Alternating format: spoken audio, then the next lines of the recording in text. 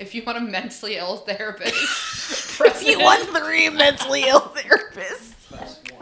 the blind leading the blind.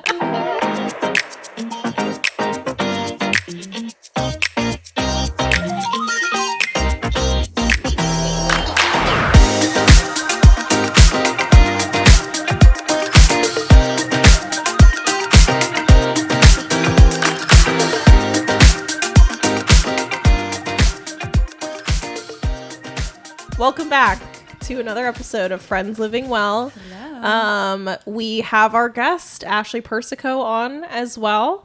We're continuing our anxiety and depression series. Right, So we're part 4, I think, at this point. Part 4. Yeah, it would be part 4. Wow. I'm Kelsey Hunter. I'm a BCBA. This is... Nikita Mahone, licensed clinical therapist, practitioner, something like that. She's got a lot of acronyms. And Ashleigh Persico, who we introduced in our previous episode, co-founder of Full Living Wellness, and she also has a lot of fun acronyms. Yeah, I feel like I need to get like a breath in. Right. LCSW, integrative somatic trauma practitioner. Yes, all the really cool stuff. So we did a deep dive into Ashleigh's clinical experience, which I was loving. So it was interesting. extremely obvious how excited I was to hear that.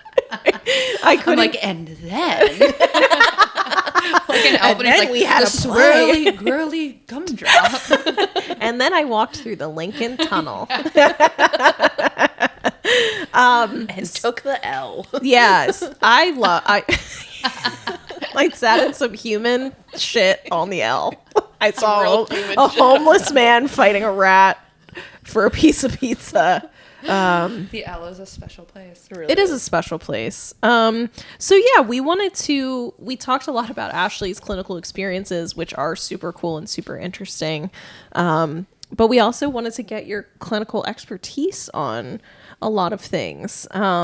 So make you nervous like it makes me nervous I when know, I'm somebody like, turns to you. yeah. And they're like, your expertise. I'm like, huh? expertise. Well, look, we all are imposters. We all know Listen, that. we're trying our best out here. Yeah, we know more than some people about some stuff. Yes. I think that's safe to say, I like that phrasing. right? We maybe know some things. About some Yes, stuff. I may know some things about some stuff Right. based on personal experience and based on personal experience. Subjective and subjective. Based on all of the TikToks I watch every day. Yeah, so we talked about, I think I want to hear, I don't know if you have an idea of where you want to start, but I really am continuing to be super interested in the somatic work Yes. that you do. But I think the first question that we wanted to ask was like, what is your favorite kind of work, or what is your favorite population of person to work with?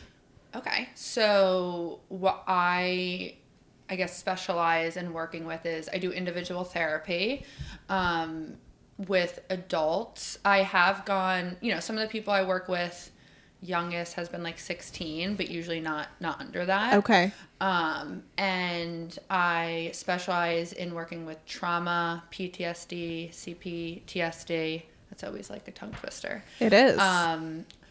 Life transition. So that could be, grief and loss. That could be ending a relationship. That could be a move. That could be next stage of life, anything like that.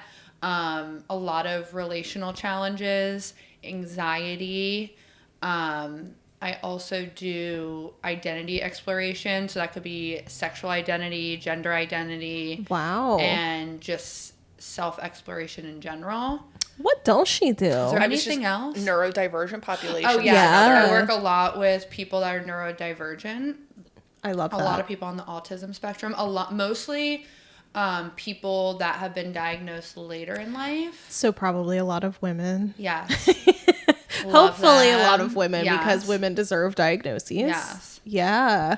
We'll talk about that for sure. I'm sure we can have a lot to talk about. That is a wide array Yeah. of things. People come in with so many of those Things together. Yeah. Yeah. Which is like, I guess brings me back to like that idea you had said in the previous episode of kind of like holistic Yes. approach to therapy. Yes, that's a big thing I do, which I feel like is similar to both of you. Of like, it's not. I don't like to use one modality or intervention or anything like that. I always say in the beginning when I start working with someone, it's like the information gathering stage. So I'm just like getting all the information about them, and then it's kind of like, okay, what approaches are we gonna use? Yeah, yeah. So it's you're not always just gonna pick from one.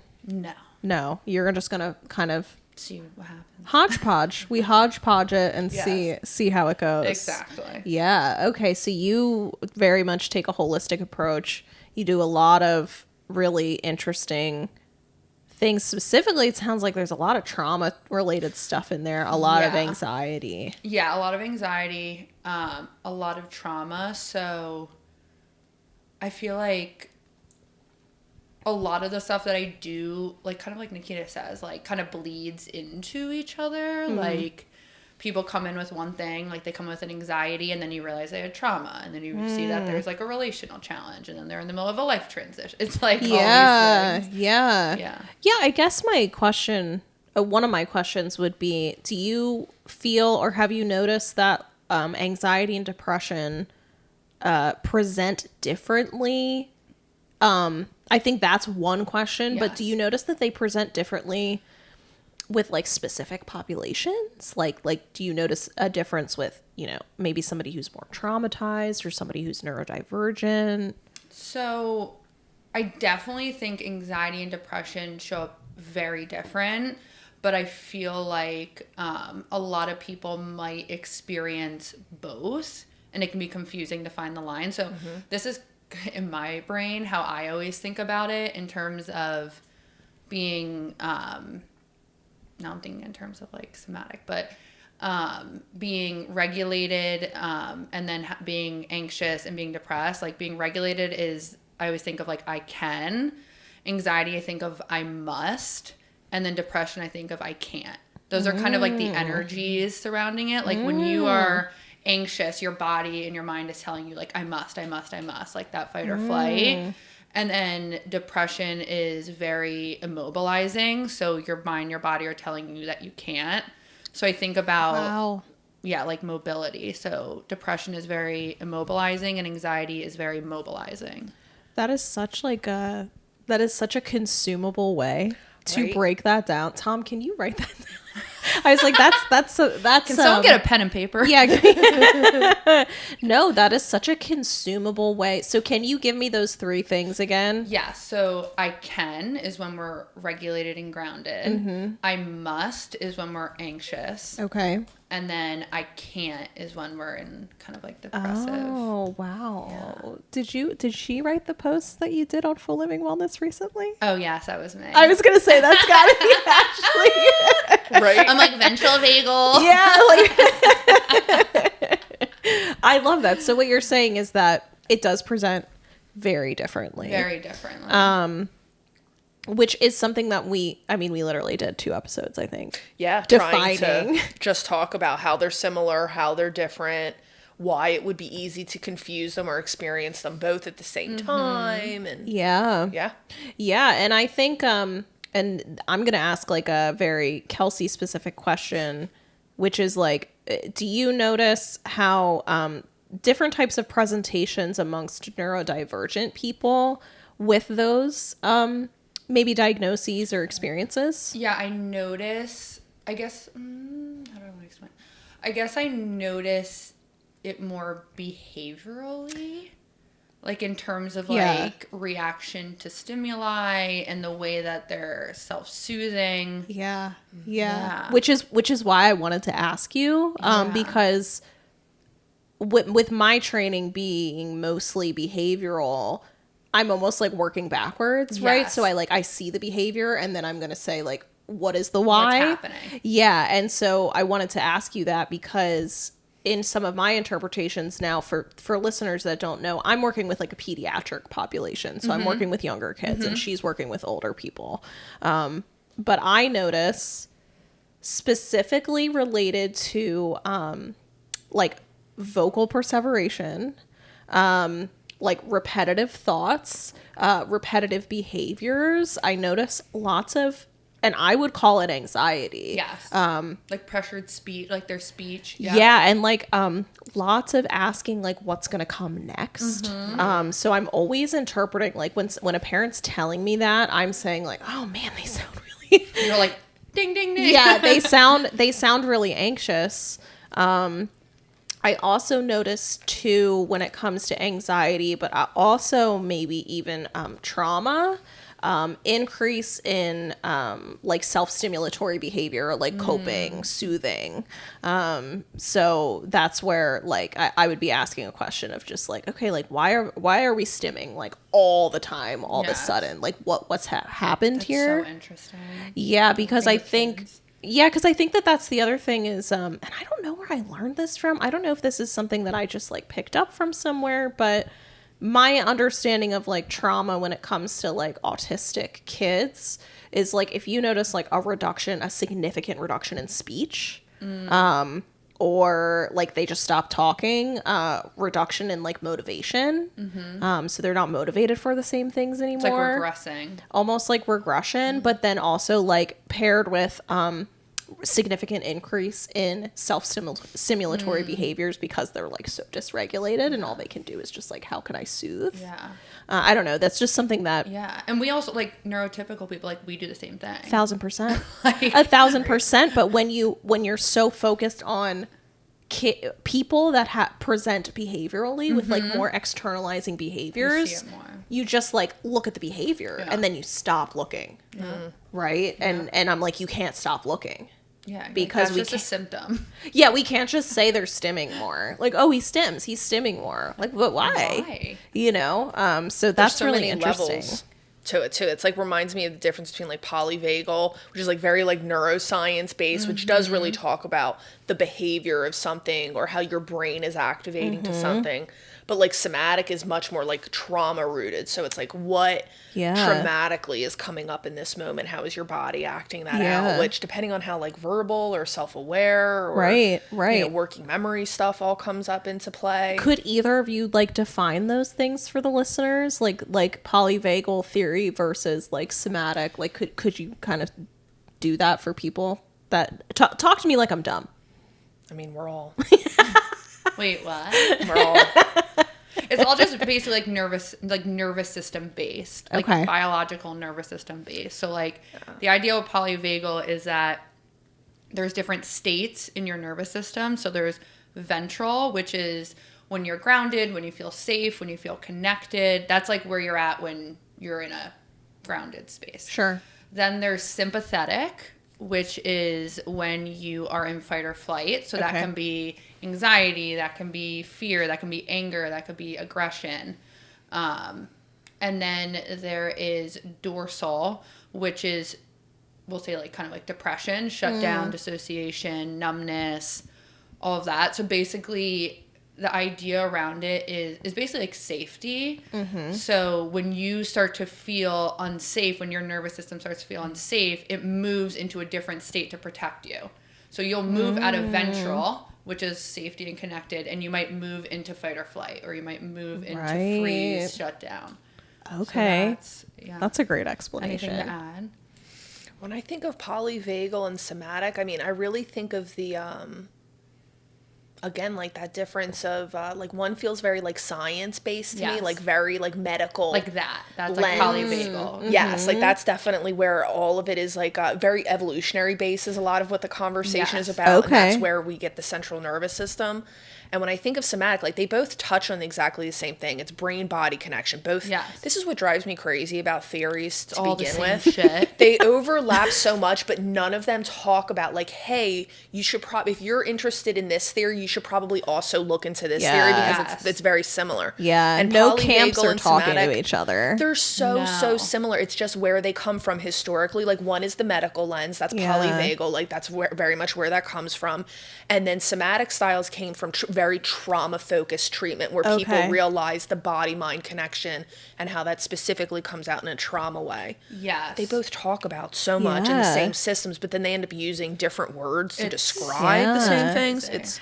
people wonder like why it's like intimidating or challenging to like connect with Like, what are these words? medical professionals and things Yeah. like that, because even us like in the field are like, but now I have to research this whole separate thing because it maybe references that thing, but then they're saying the same thing. Like, I don't even know what half the words are.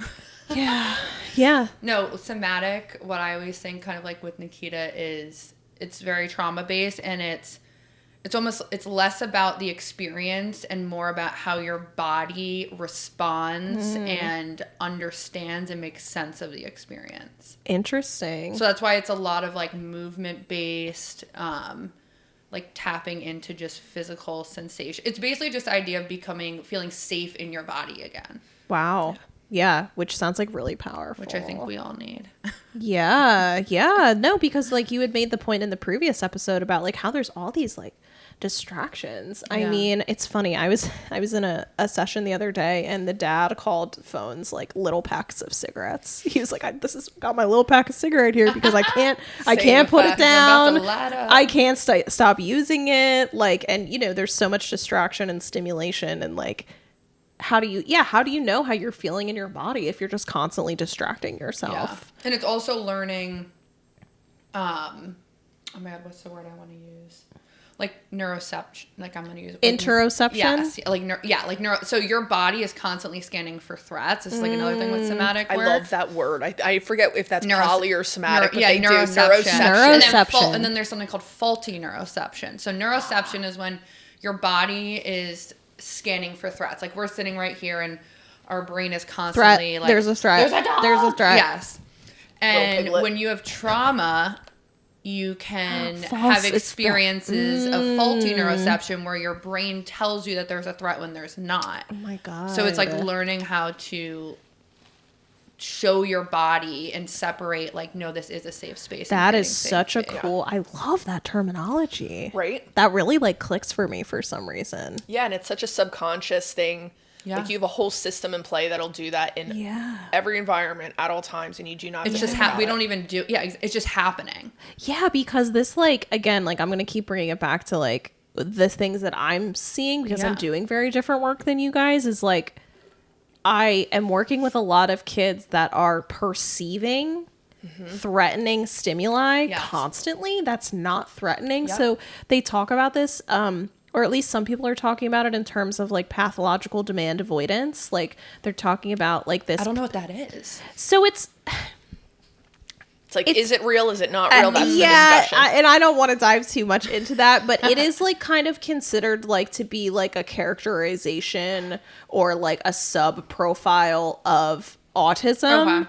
Okay. To me, it doesn't add like anything additional. Like it doesn't tell me anything I don't already know when I'm looking at like Is it just, symptomology. Like, is it just avoidant behavior? Like basically it's this idea that an individual has like an overactivated nervous system where they are constantly perceiving things as threats that aren't. So for example, demands, brush your teeth, having very extreme like heightened responses to that, and as a way to kind of like cope with that, or they use the term like equalizing. That person might engage in like externalizing behaviors to kind of like equalize the playing field of like, this is how I take back control. So it's not as much of a threat. Yeah, so like I'm escaping the threat by like exerting doing my this. own control. Okay. You know, and so but yeah, people are kind of like talking about this like separate profile of autism, and I think it's really interesting that you're using this symptom. Was it faulty neuroception? Because they're kind of saying that. Yeah. But again, like that doesn't, as a behaviorist, like diagnoses can be helpful, I think, in maybe understanding like traits or symptomology perhaps, but like I'm not necessarily gonna treat the behavior Like any insurance coverage. Yeah, it's great for services. Like I just had that conversation with a family this week of like, you know, have you looked at an intellectual disability diagnosis, because you can get different waivers for that. But yeah, it doesn't really tell me anything outside of what like autism is already telling me, right? Because you know, if you get a diagnosis of autism, we're already looking at like perhaps we're having heightened responses to specific situations. We're engaging in repetitive, restrictive behaviors. Like, that to me is really no different. But I think then I almost feel like people are wanting to say, like, is this human traumatized and they have autism? Because I feel like that's like, that is how I would maybe conceptualize like PDA. Like, we've just had such negative experiences with demands, and we're so heightened, and our nervous system is so overactivated. Like, You're just It's trying just to a protect defense. yourself. yeah, Why are we exactly. literally the same person. Yeah, that's to me what it is. It's just like, and that's why I'm like, do we need to call it something else? I don't know. Yeah. To me, it was helpful because I saw somebody define it in terms of the nervous system. And you're like, okay. And I was like, that makes perfect fucking Yes. sense. And like, it doesn't sound judgmental. I don't know. no, and that's the thing too, where it's just like, again, instead of just stopping at, I have this kid that punches me in the face every time I ask them to brush their teeth. Like, why are we stopping there in our analysis of understanding why the behavior is happening? Yeah. So I really liked that like idea. I think it was a helpful idea, but like, does it tell me anything? Like, I need How more. to, right, like how to get that kid to recognize that that's their central nervous system. It might not be a real life threat. Like, that's the biggest thing we use that psycho ed for is, okay, now that you know that that's a possibility, that you're going to pick up on things that aren't necessarily real, how do you kind of know that in your body? Yes. How do you tell your body that? Yeah, and that's where Producer.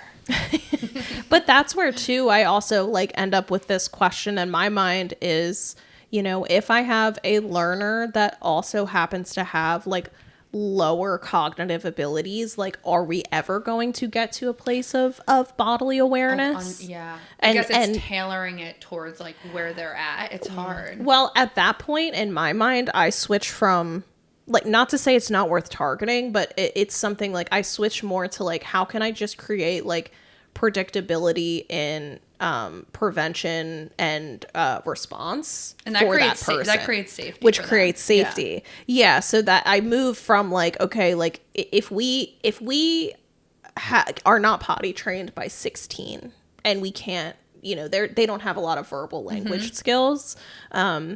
Not to say I wouldn't want to target emotional regulation, but at that point I'm kind of shifting and saying like, I don't know if we're going to get there, but so can we just find a way to make them feel? But that like is like you are helping them regulate. Yes. It's like it's just not like the typical textbook way of doing it. Less like, I think, on the learner, because like Yes. you guys are working to like, how can I increase your ability to recognize Yes. what's going on with me, Yes. so I can maybe perhaps help myself in a different way. Yes. Whereas I might be They may not be saying able to. they might not be able to, and so then it comes down to like the caregivers of Yes. creating predictability in External. exactly. And even when when I'm thinking of people, and we obviously have that a lot less, but like if somebody is at a point of activation or like, you know, crisis, or maybe even just experiencing like a panic attack, one of the first things we would recommend too is maybe like a sense of bodying in that way.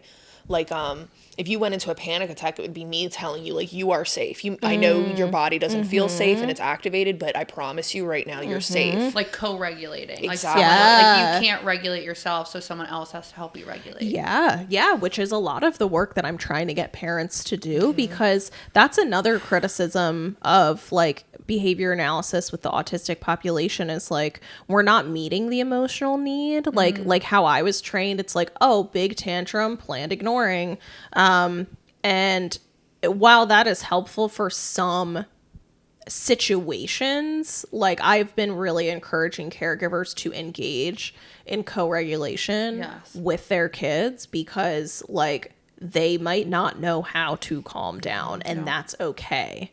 And we need to show them how to calm down. So like at that point, I'm like, I don't give a shit if you reinforce the behavior. It's not reinforcing problem behavior. It's meeting an emotional, It's helping them feel safe. but it's that kind of Yeah. like conceptual box that I think a lot of BCBAs get stuck in, that they stop looking. And again, another criticism, you stop looking at them as a person and you're like behavior.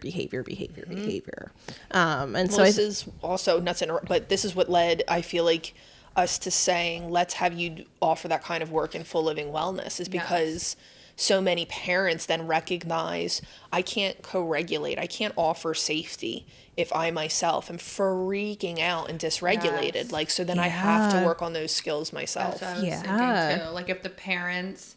So by the way, Kelsey offers parenting, parent at counseling, Full Living Wellness. Kelsey offers parenting counseling. There's a lot of people that need that kind of support. For parents that need support, for children that are neurodivergent or just have any behavioral or challenges, even have like medical complexities, because and just need to understand how to support and navigate that. Yeah, and like be more regulated or like doing stuff to help you help your child. Yes. Because I just feel like, and again, I'm not a parent. I don't have a child that has, support needs, but I feel like it would be nice for parents to be able to talk to a person that understands, like, you don't have 5 minutes in your day. I was just having this conversation with a family this week where they wanted to go on a date night. But the child has, they have to get like boluses for hydration and things like that. And they didn't have anybody who was comfortable doing that. And so then they were having a conversation of like, well, maybe if we do it at this time, then we could stay this amount of time. So and then they were like, but I feel so guilty having to do that. And I was like, but you need to take care of you. I was like, but right? I was like, first of all, you are meeting the need. You're not neglecting the need. No. And that is what is most important. And like, you are putting that person first always. So like, it's okay to adapt the bolus regimen for one night. 100%. Was it the mom? It was both of them. They're actually, I don't want to give too much information, but they're in the medical scope. And so they both were like, as caretakers, we're the most equipped people to help this person. They're amazing parents. I love them. I actually, we talked about like graduating from consultation and mom called it a mutual breakup. I just thought, but she meant it in like a love sincere, you, Mom. like that's funny. what it feels like. Wait, that's how it feels whenever I end up clients. I'm like, sometimes my clients cry and I like start crying. Oh yeah.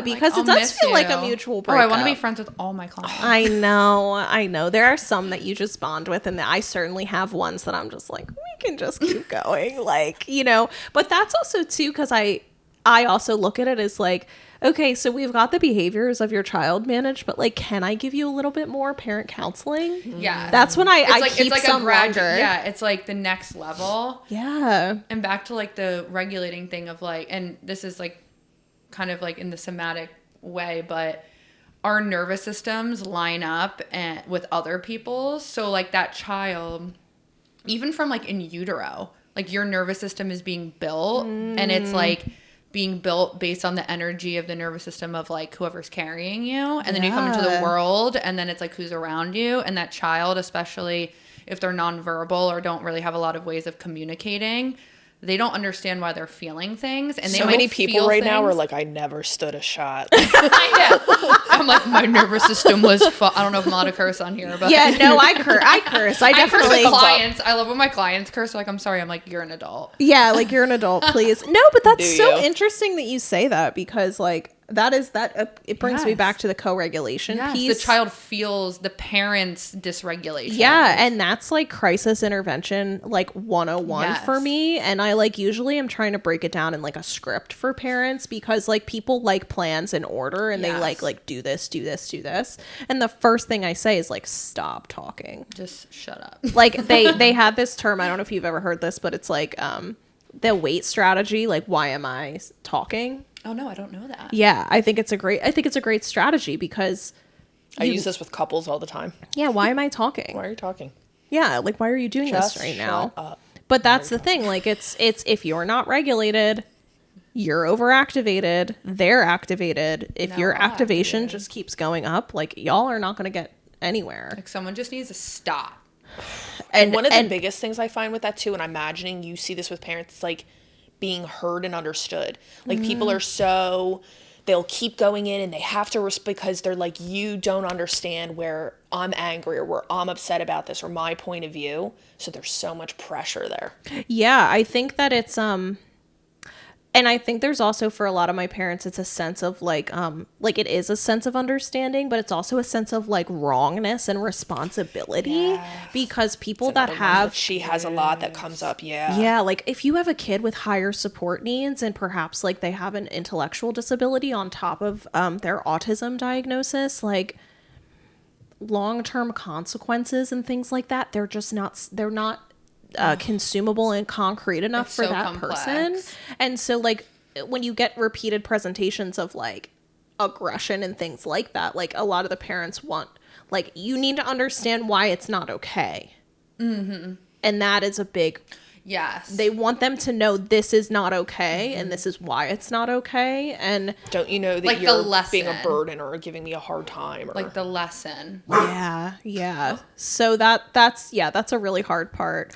And now I know we dove into neurodivergence. We're always like which is good though, because I was dying to talk to you about that because you are doing more of that work. But I think the other thing Nikita brought to my attention was like some of the OCD type work that you're doing. And it seems like you're seeing presentations of OCD that maybe are different than what people are really talking about. So interesting. Yeah. So I wanted to like give you a platform. We wanted to give you a platform to kind of like talk about like what you're seeing and maybe how it's different. Yeah, it really kind of just stood out to me because I feel like I'm finally seeing, I know you and I have talked about it, and we definitely have seen clients for a long time talking about it and recognizing it, but I finally have started seeing on social media more discussion now about how OCD presents very out of the status quo of like when people think of OCD, they think of the classic like germaphobe or like counting behaviors, a neat freak, which definitely can all be part of that presentation as well.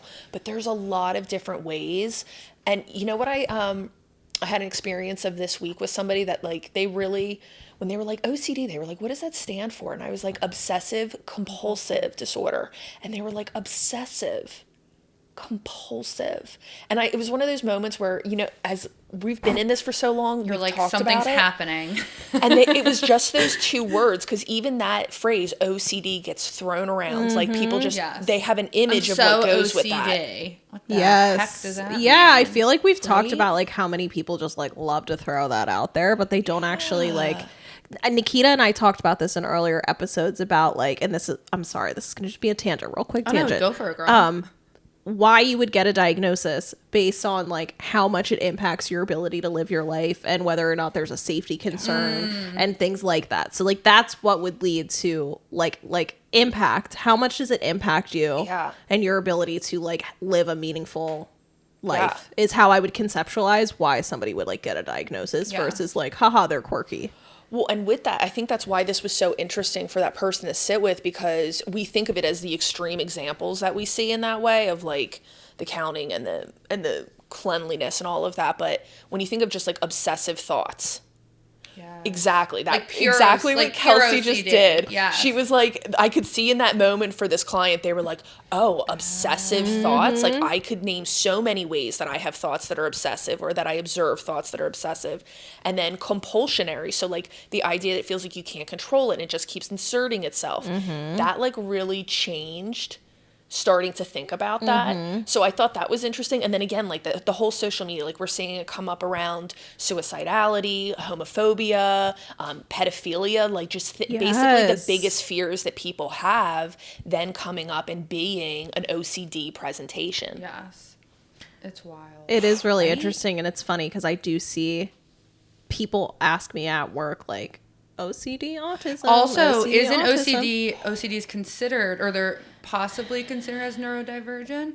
I think that yes. I think that so there's like there is a connection. There's such a connection, and so it's interesting because I actually do have a patient that I actually have several that have both diagnoses, and I behaviorally kind of categorize it in different like terms of like when I have a kid that also has the OCD component, I see more like explosive responses to interruption. Like So I see a very big increase in intensity if that was interrupted versus if like an autistic person is being interrupted with like perhaps like maybe like a self-stimulatory behavior. Like that makes sense Yeah. Like if somebody's stopping you from doing something that's like self-soothing or You're like, is F off. yeah, like you're gonna be pissed off. I do the same thing. You're gonna be pissed off, right? But then it's like with OCD, I think I see an added level of that because I think it's so much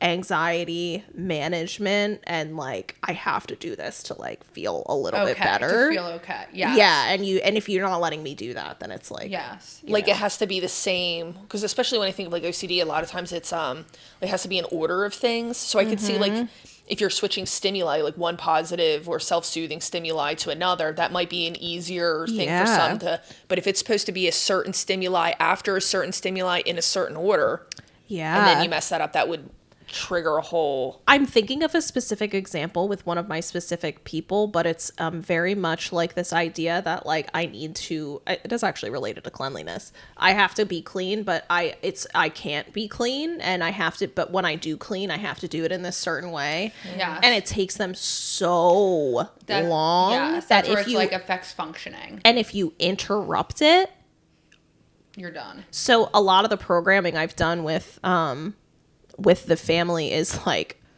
you can't interrupt it just due to safety. Like if this person was in a more, I think, like a higher support needs environment, we could interrupt it safely and allow them to get on with their daily life faster. But just based on like what's going on in the home right now, we can't. So I'm just like, you got to let it rock and you got to like provide prompting and you just got to like hope that one day it's happens in an hour instead like of picking 3 and choosing your battles. Yeah, like because a lot crisis or crisis or whatever, because I would rather this person take a long time with that than significantly harming the people that take care of them.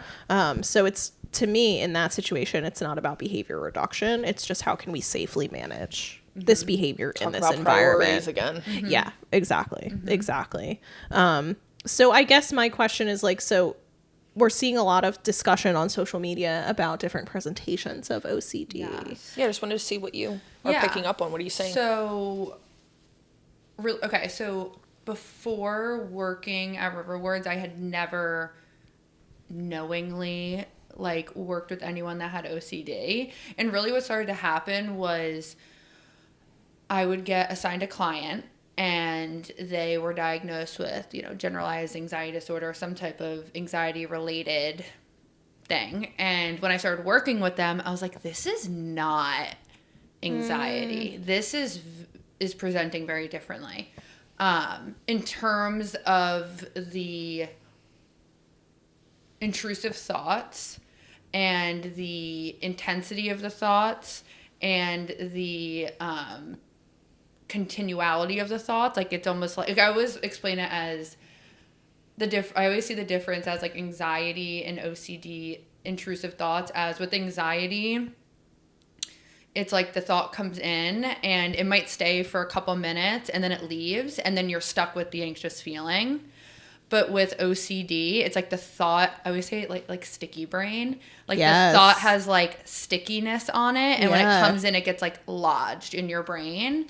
And it's like the thought does not go away. Like a song that you can't get out of your head. Yes, it's like on a loop. And then that's what leads the person to doing some type of behavior. And the behavior, this is where people, I think, get confused with like what you're talking about with like, the cleanliness stuff, is the behavior does not always have to be like physical.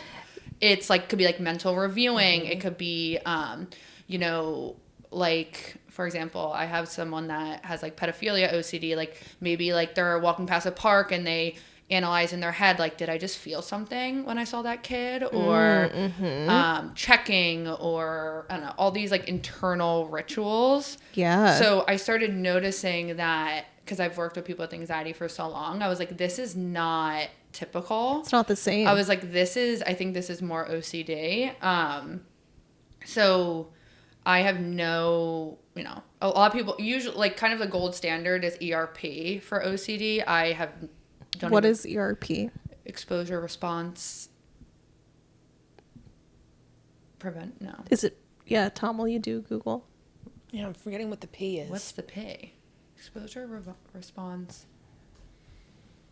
exposure and response prevention. Prevention. Okay. Yeah, you were Yes, right. Yes. Okay. Exposure and response prevention. That's kind of like the gold standard. Like when someone has OCD, they do that. So basically, it's like they expose them to the fear, the obsession, and then they help them. It's behavioral. They help them not engage in the compulsion. Yeah. So And it's like a lot too. It's, it's very like intense. It's super intense. It's super distressing and intense. I was And- going to say, talk about traumatic. Yes.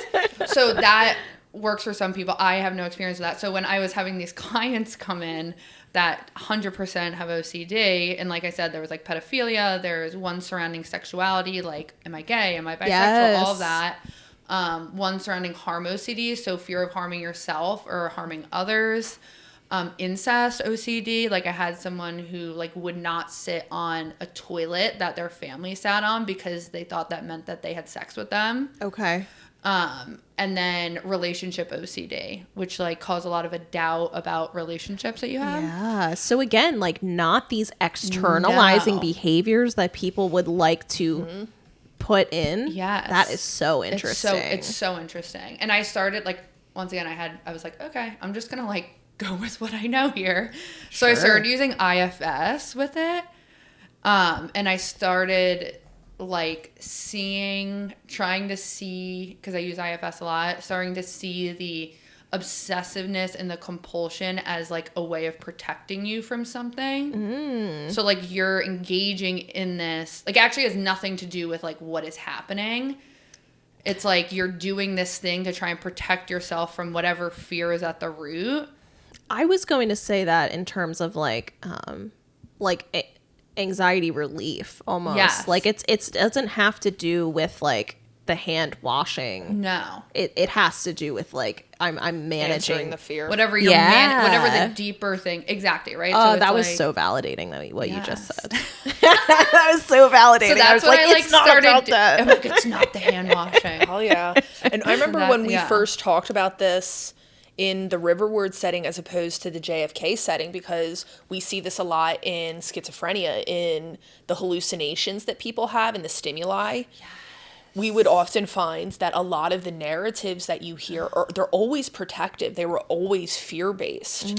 So like that voice that would say before somebody would leave the house, like the house isn't going to be safe. It's going to burn down if you And they're never leave, nice. or- They're never nice. Yeah, that was the other thing about. Some of them were. Some of them, but it was they're very still rare. protective. Like Always, yeah. and it was always rooted in fear. And same, it feels like a lot. It's very rooted in fear. Which makes sense why like trauma would be such like a big deep rooted source, I would say, of like some of these more significant severe mental illnesses. People that have experienced trauma, like there's definitely a connection with OCD and trauma. And I Yeah. also feel like a lot of people, when they think OCD, they think like control. And like, yes, there are some people that it's like a control thing, but it's not like always. Everyone's reason's different. So I feel like, I don't know. Sure. I just like started doing the IFS stuff. Once again, that's why I say like I don't specialize in OCD. It is something I want to like learn more about. It kind of just started Sure. happening. Yeah. And I was But if like- you're seeing it more, Yeah. then like again it brings me back to this idea of like looking at the whole person, and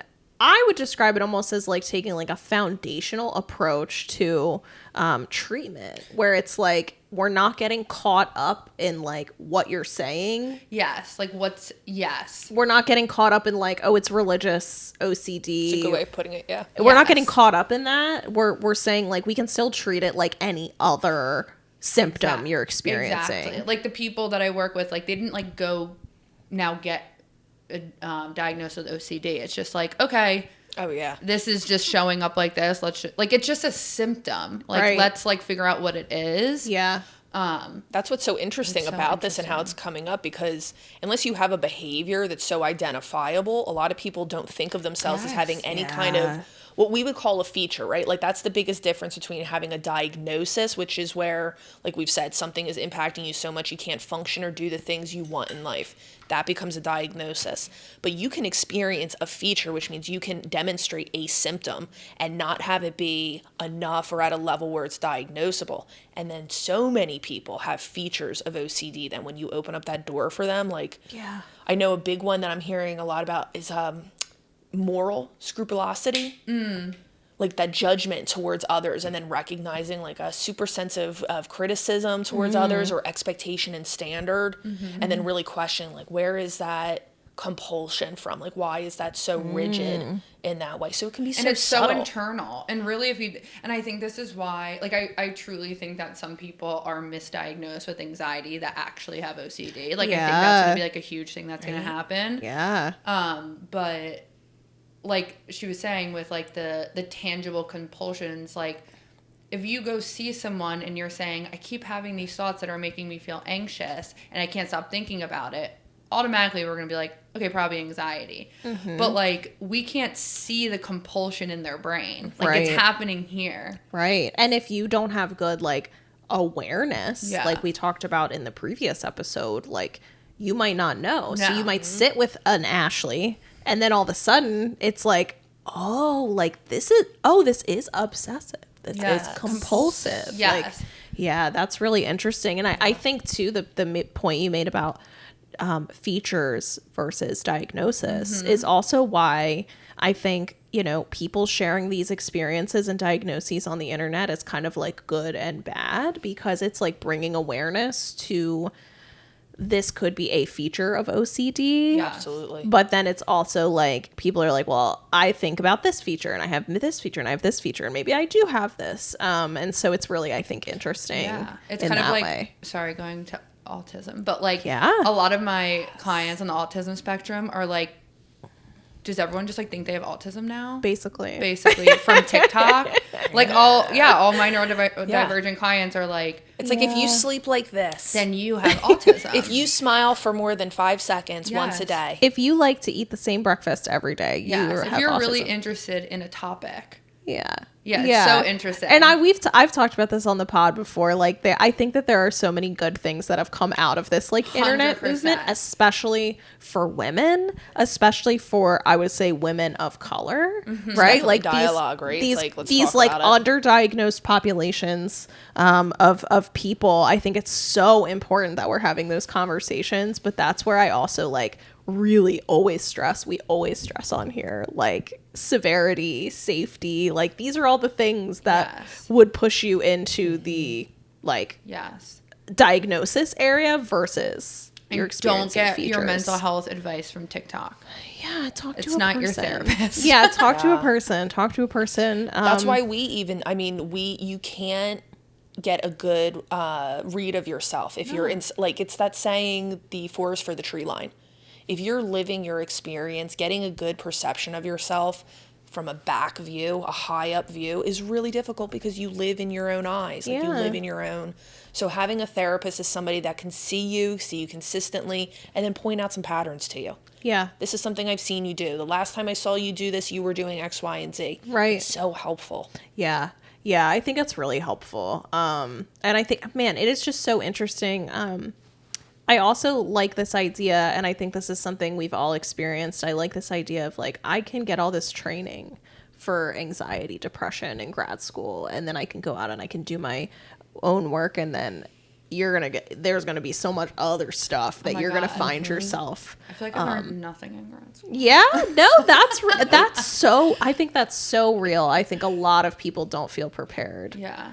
Post grad school. Yeah, I have some clients that are. It's so funny. I have clients now that have entered into grad school for social work and stuff, and they're like, "How am I gonna know what to do?" I'm like, "You just, like, start doing it." Yeah, you just gotta do it, and you just gotta hope and pray that you get a mentor that, like, you really jive with, because that's who's gonna actually teach you stuff. And you will make mistakes. Yeah. Imagine going to school to learn how to have relationships. That's essentially but what it that's, like, is. when you have, like, textbook, like, therapists. Yeah. Like, I've talked with them, and they, like, throw words at me, and I'm like, I have no idea any of these words, these clinical terms. I'm like, I don't know what I'm doing. So cute. It's just happening. Yeah. Yeah. Well, I guess, cause we've been talking for a little bit now, I really loved this. This was a Nikita question. What is something you feel like people should know about OCD, but they don't know? Like, what is an important, like, what would be an important like, takeaway? what do you, and I want to add to it a little bit of, I was thinking of it as, like, what do you wish clients knew about maybe OCD or anxiety in that way? That Okay. I feel like, I don't know why this popped into my head. I don't even know if this answers the question, but Go with it. if you are in therapy, for example, you enter into therapy being told you have anxiety, and you're working with a therapist for a long time, and you are like, I am not getting better. You need to tell the therapist, I am not getting better. I think we need to take a different approach, and maybe you have OCD. I don't know, like advocating for yourself. No, that's If it's I have not no working, idea. If say it's not so. working, say something, because it might not be what's happening. When you get diagnosed, sorry, this is another tangent real fast. Go. When you get diagnosed, you usually get diagnosed in the first intake appointment. They have no idea what's happening to you. Heck yeah. So, advocate for yourself, and if something's not working, like, communicate that. That's such good advice because the trajectory of therapy is so long. Yes. It happens your entire life. And I think because people know that, they're like, oh, well, I know it's going to take a long time. Yes. Right? But what you're saying is like, it could take a long time, but you should get some symptom relief. Yes. And also, once again, like, tuning into yourself. Like, if it's taking a long time, but you feel safe and you feel like things are going well, then okay. But if it's taking a long time and every time you go to therapy, you're worried because you feel like you're not going to get better, then, like, maybe we explore that. Yeah. Such a good answer. That's amazing. And that's advice. my mic drop. Yeah, for real. That's a great way to end the episode. Like, that was amazing advice, and you totally answered the question. I was like, this would pop in my head. So It's a good one. Say it. It's Needed a good message. one. It's a really good needed message. Especially, because I mean, even as you say that too, I'm thinking how many clients I know where we might be, maybe we are talking on something and that aspect of things is beneficial, but they might be having something that they've noticed that they're experiencing, and they're like, oh shit, I keep forgetting to bring that up in therapy. Bring it up. Bring it up. Bring it up. Bring it up. I love that. Yeah. Yeah, that was really good advice. Thanks, guys. Ashleigh, Persico, Thank you so much for being here. yeah, co-founder of Full Living Heck Wellness, yeah. our first guest on the First- podcast. Thanks been for great. having You me. did This was amazing. fun. I was so scared. I think our listeners, natural. I think our listeners are really gonna like, what you had to say. As always, like, you can follow us on Instagram, TikTok. We post on YouTube. We post on Mondays. We drop episodes on Mondays. And if you ever have any like questions, ideas, concepts, like, DM us. If you're looking for resources too, you can also DM us. That's right. I have some resources. Our producer will make sure maybe to link them, but I do have some like readings and stuff that are just based on our topic and other podcasts and TED Talks that'll be available for you guys. Yeah, so as we kind of we get hit our stride here, we're gonna see if we can include more of that type of stuff in the episodes that we're doing. So yeah, that was another episode of Full Living Wellness. Thanks, Ashleigh. Friends Living Well. I mean, Friends Living Well, and Who am I? I fucked I didn't that even up. catch it. I was like, yes, it is. It's another episode of Full But Living come Wellness. to Full Living Wellness for couples therapy, individual therapy, parenting BCBA, counseling, parent some counseling. group therapy. Did you talk about your group? No, I didn't. I'll plug the group. I'm doing a social skills support group for neurodivergent adults. The intention of the group is to create a safe space to like build confidence and share lived experiences. So if you're a neurodivergent adult and you're looking to connect with other neurodivergent adults and you want to talk about, anxiety and things like that, come hang. And that's it. Friends Living Well podcast. You got it right. You got it right. I saw the look. Thanks for being here, guys.